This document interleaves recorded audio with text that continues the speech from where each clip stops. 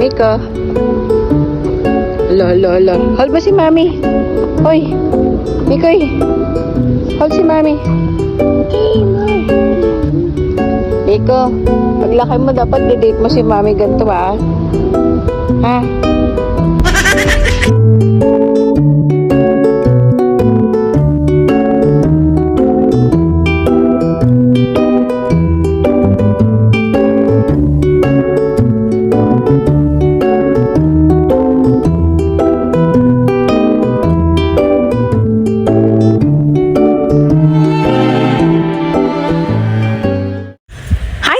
Welcome back to my mini vlog. So for today's video, gusto ko lang i-share sa inyo yung mga highlights ko kay Miko. Grabe, parang kailan lang magti 3 years old na siya this July, and next year naman magpo-4 na siya at papasok na siya sa school. Grabe, bilis talaga ng panahon. Pero dahil toddler pa siya ngayon, 2 years old pa lang, ay napakakulit talaga nito.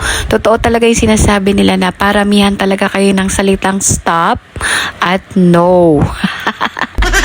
So, hindi naman ako santo. Nakakaramdam talaga ako minsan ng irritable.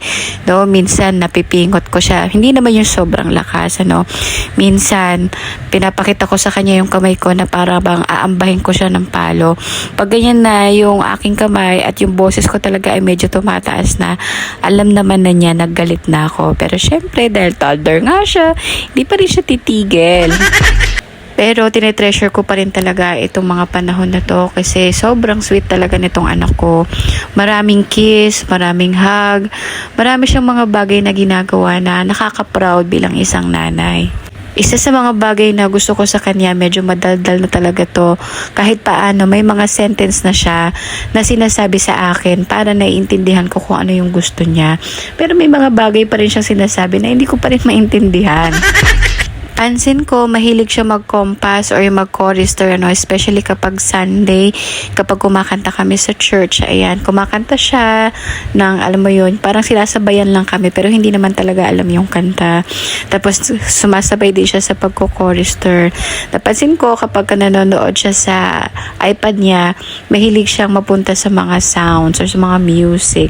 Kahit yung mga sounds or music ni Teacher Rachel, gustong-gusto niya yan.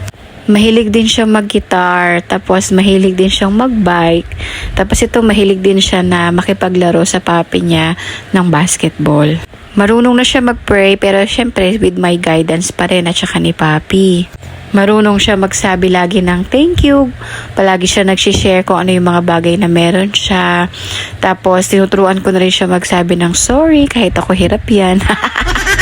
Sobrang thankful din ako na araw-araw ko siyang kasama at nakikita ko lahat ng mga bagay na improvement niya, yung mga accomplishments niya, mga ganyan. And salamat din sa opportunity na full-time mama ko. So, yan lamang po for today's video. Ingat po kayo palagi. Babu!